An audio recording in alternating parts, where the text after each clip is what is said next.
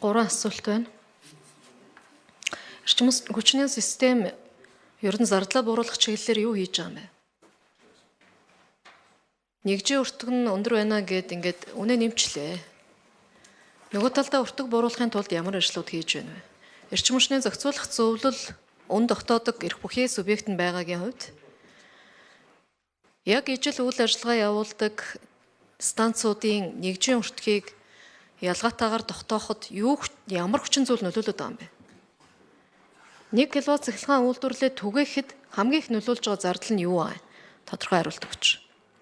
За хоёрдугаарт сэргээгдэх эрчим хүчний нэгжийн өртөг ингээ харьцуулахаар уламжлалт аргаар үйлдвэрлэж байгаа эрчим хүчний нэгжийн өртөгтэй харьцуулахаар хэд дахин өндөр үнэтэй болоод идэг. Ер нь энэ сэргээгдэх эрчим хүчнээс нийт эрчим хүчний их усүрийн хэдэн хувийг хангаад нийт зардлын хэдэн хувийг энэ сэргээгдэх эрчим хүчинд өгöd байгаа юм бэ? Тодорхой тоо хэлээч. За 3 дугаарт сайдмаас хэллээ. Эрчим хүчний системд хувийн хөрөнгө оруулалтыг дэмжиж ажиллана гэж. Өнөөдөр яг эрчим хүчний системийн ийм нөхцөл байдал, ийм системтэй, ийм эрх зүй орчинтой байхад ер нь хөрөнгө оруулалтын их хувийн хвшил болдох болов уу? Би ганцхан жишээ хэлье. Эрдэнэт үйлдвэрийн дулааны цахилгаан станц. Өнөөдөр үйлдвэрлэсэн эрчим хүчээ өөрийнхөө хэрэглээнд хэрэгжилж чаддаг уу? Төвийн эрчим хүчний систем рүү нийлүүлдэг нэгдсэн тогтолцоотой гэж. За нийлүүлж болно. Нийлүүлж. Буцааж аваад хэрэгэлдэг. Гэтэл эрчим хүчний зохицуулах зөвлөл эрчим хүчний төвийн системд нийлүүлэх хүнийг үйлдвэрлэж байгаа өртгөөс нь бага тогтоож өгчөөд буцаага зарахтаа 2 дахь өндөр үнээр зардаг. Энэ станц ер нь Эрдэнэт үйлдвэрийн харьяа байгаагүй бол одоо дампуурлаа шүү дээ. Алдагдлын Эрдэнэт үйлдвэрийн ашигаас нөхөө явж байгаа шүү дээ. Тэгээ ийм байхад хувийн хвшил эрчим хүчний системд хөрөнгө оруулалт хийх үү? Эсвэл төрийн өмчт компаниудтай ингэж ханддаг юм уу? Өөрийнхөө үйлдвэрлэсэн эрчим хүчийг хэрэгэлдэг болгодог энэ тогтолцоо руу шилжихгүй юм уу? Хэрвээ Эрдэнэт үйлдвэр өөрийнхөө үйлдвэрлэдэг эрчим хүчийг хэрэглэвэл нийт хэрэглээнийхээ 50%-ийг хангах хүчин чадалтай. Яагаад суудхан тооцож болдгүй юм? Яагаад заавал дундаас нь энэ систем хөрөнгө оруулалтын өгөөжийг хүртдэг байх хэвээр юм? Ийм байхад хувийн хвшил хөрөнгө оруулах юм уу ер нь? Тодорхой хариулт өгөөч. За Батбахдын Чөлсрын сайд асуултанд хариулъя. 5 номерын микрофоныг нээж өгье. За өрөөнтэй гишүүн асуултанд хариулъя. Өрөөнтэй гишүүн бас зөвтэй асуулт ярьж байна. Өртгөө бууруулах хэрэгтэй гэж. Эрчим хүчний салбарын өртгөө бууруулахын тулд байнга л адилж байгаа. Бүсийг чангалдаг гэдэг бол ер нь их л төгч байгаа. Одоо хардаад байгаа эрчим хүчний компаниуд дээр ТЭЦ 4 дээр жишээлбэл янз бүрийн том тендер явж байна, идэж байна, ууж байна гэдэг. Ийм байгаа.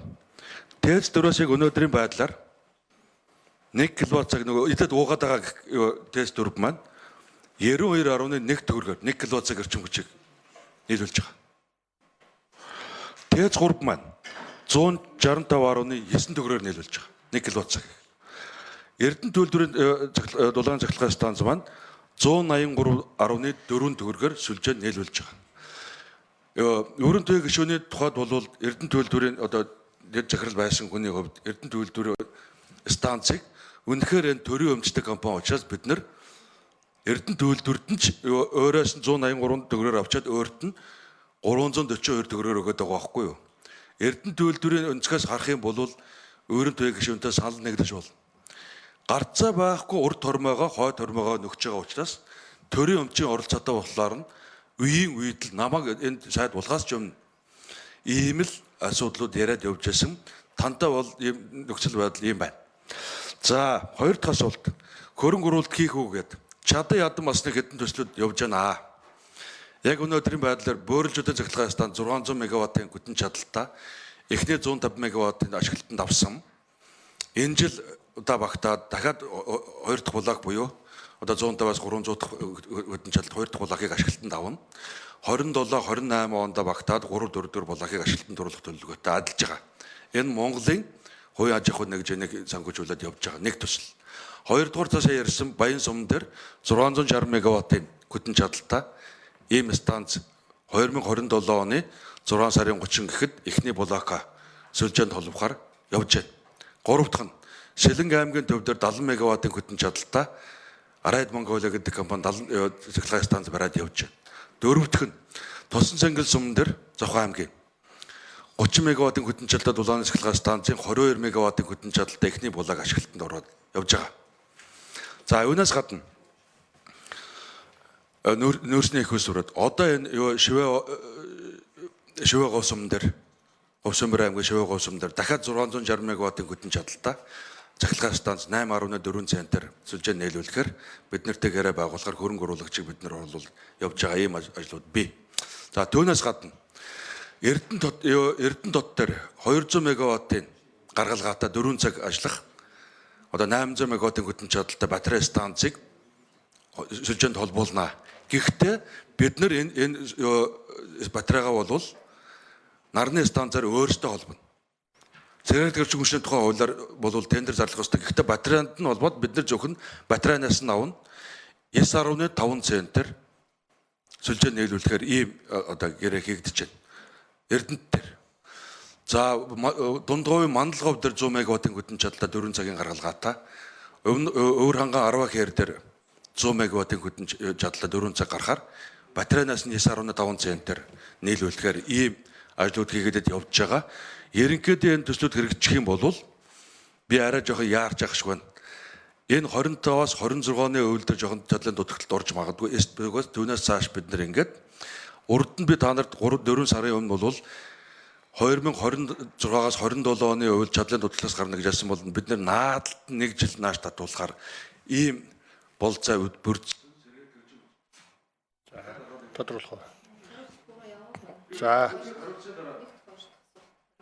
За нэгд хоёр дахь асуултаа бас дутуу хариулсан байна. Тэрийг гүйцэтгэж хариулаарай. За 5 номерын микрофоныг нээж өгье. Буяагийн тулга гишүүнийг бас асуултанд оруулаарай. За зардлаа бууруулах чиглэлээр бол мэдээж олон ажил хийж байгаа. Гэхдээ та бүхэн зөв ойлгоорой. ТЭЦ 3960-аад оны дундуур, ТЭЦ 4984 оны ашиглалтанд орсон. Өнгөрсөн 100 үед орсон технологи хужирсан. Одоо ТЭЦ 4 шиг станц бол магадгүй нэг өсрээд 250 хүн ажиллаж байгаа бол манай ТЭЦ 4 дээр 1400 орчим хүн ажиллаж байгаа нь үнэн нууцгүй. Энийг яг технологийн шинжилээд одоо ТЭЦ 4-ийг одоо буулгаа шинээр бариад дахиад энэ орчин үеийн технологи шилжүүлэхэд ямар хэмжээний хөрөнгө оруулалт хэрэгтэйг шууд мэдж байгаа учраас бид нар энэ ойрын хугацаанд бусад их үйлсүүдэд ашиглалт орсны дараа магадгүй энэ засгийн газрын манай засгийн газрын хугацаанд бол амжихгүй байх ТЭЦ 4-ийг болгоно гэж худлаа янз бүрийн яриад яах вэ? Одоо үе шаттайгаар нэг булаакийн шинжилгээд орчин үеийн технологи руу шилжүүлэх ажлыг үе шаттайгаар хийгдэд явах бах гэдгийг хэлье. Станцуудын үнийг яагаад ялгаатай тогтоод байна вэ гэхээр яг л энэс шалтгаалаад ТЭЦ. За өрийн төв гишүүн тодруулж асууя. Тэр нь тодруулган дээр нь бас зарим юм гүйцэтгэж хариулчаарай. За би яг тодорхойл асуулт асууад байгаа юм. Яг ашиглалтанд орсон 20 жилээр ялгаатай байгаа. Нэгжийн өртөг 50%-аар зөрүүтэй байгаа. Хоёр станцын хувьд. Тэгэд яг юу нөлөөлөд байгаа юм бэ? Би сайдаас илүү энэ дээр эрчим хүчний зохицуулах зүйл үнд тогтохдоо эдийн засаг үйлдвэрлэлийн бүхий л хүчин зүйлийг судалж ээж үнд тогтоож байгаа. Би илүү мэдээлэлтэй байгаа гэж бодож байна. Энэ дээр яг юу нөлөөлөд ямар зардал нь илүү нөлөөлөд байгаа гэдэг дээр анализ хийсэн юм байна уу гэж асууад. Хоёрдугаар сэргийгдэх эрчим хүчний асуултыг бүр тодорхой хариулж өгч. Эрчим хүчний хэдэн хувийн үйлдвэрлээд хэдийн хэмжээний зардлыг эдгээр авчиад байгаа юм бэ? Нийт зардлын, нийт их усүрийн. Өртгийн талаар бие даасан хөндлөнгийн шинжээчдийн дүгнэлт задарсан анализ байна уу гэж тодорхой асууж байна. За 5 номерын микрофонд хариулт өгье. Нэг номер хариулж. Нэг номерын микрофонд хариулт өгье.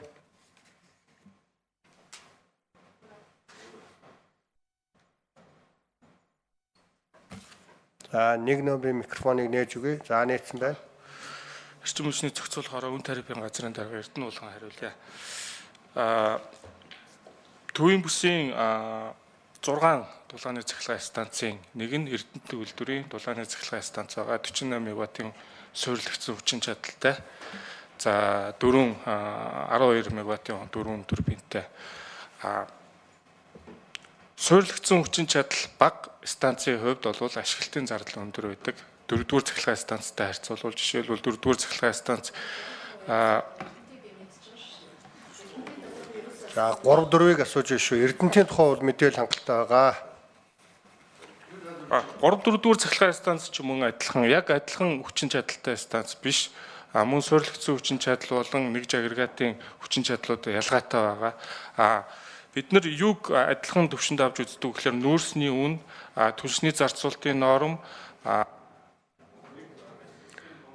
За их тодорхой тоо асуусан шүү. За 5 номерын микрофон цойлсрон сайд хариулъя. Өөрөнтэй гүшүүнэ ийм юм. Тэц 3 тэц 4 2 хоорондоо ягаад ялгаатай байна гэж та асуулаа жишээлбэл. Тэц 4-өөс бид урд нь хэлсэн 1 кВц эрчим хүчийг 92 төгрөгөөр тэц 3-аас 165 төгрөгөөр нийлүүлж байгаа. Яагаад ялгаатай байна вэ гэхээр энэ хоёр станц чинь 2 ондоо хөтөн чадалтай. Тэц 4 дээр 770 МВт-ийн хөтөн чадалтай арай хожим орсон станц. Тэц 3 198 МВт-ийн хөтөн чадалтай ийм станц. Нэг 20 жилийн өмнө орсон. Тэгэхэд эрчим хүчээ зохицуулахаараа бид нар яг бодит зардлын өртгийг нь бодож хагаад төвөнд нь тохирсон одоо системд нь одоо манай Bosch гэж нэрлэдэг бид нар энэ хувьцаантыг нийлүүлээд ингээд явж байгаамаа. Яаж гүрийгээд энэ хоёр ижилт байх болцоо байхгүй. Технологийн хөтөн чадлын зөрүү, технологийн ялгаанаас шалтгаалаад ийм байгаа. Эрдэнэ төлөвлөрөх жишээлбэл 183 төгрөг байгаа гэх.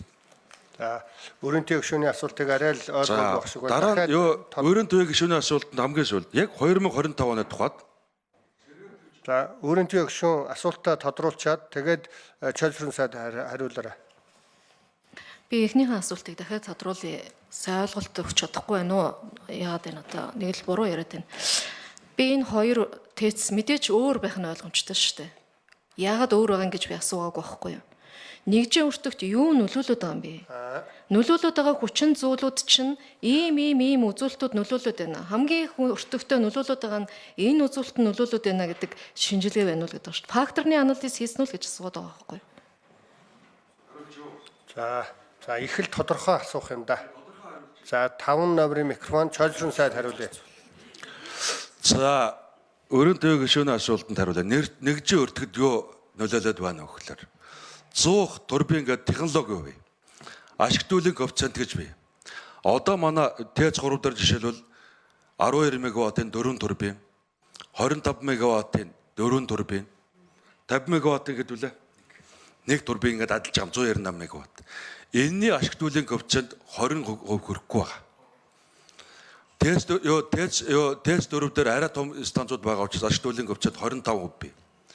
Энийг супер критикал технологи руу шилжих юм бол ашигтуулын коэффициент 40% болж байгаа. Энэ технологийн шийдлээс шалтгаалаад өртөгч нь ондоо болоод байгаа.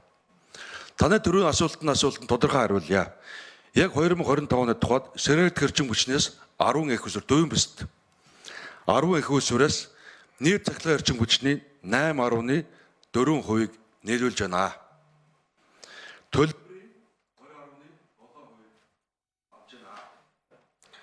За ингээд Чойсрын сайд бол яг мэрэгжлийн Свердловский энергетик шүү бас. Тэгээд нарийн тодорхой бас хариулна гэж бодож байна. Сая бас хариуллаа.